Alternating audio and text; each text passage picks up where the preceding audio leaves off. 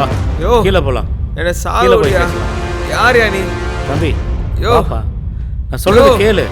யோ என்னப்பா? யோ யோ யோ யோ அப்பா யோ யோ யார்யா நீ?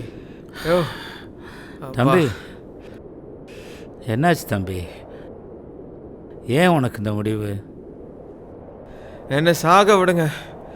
எனக்கு இருந்த எல்லாத்தையும் நான் இழந்துட்டேன். எனக்கு வாழை பிடிக்கல. எனக்கு வாழை பிடிக்கல. எனக்கு வாழை பிடிக்கல. நீ செத்துட்டா நீ இழந்ததெல்லாம் உனக்கு திரும்ப கிடைச்சிருமா? இதற்காகவா தேவன் உன்னை இந்த உலகத்தில் படித்தாரு?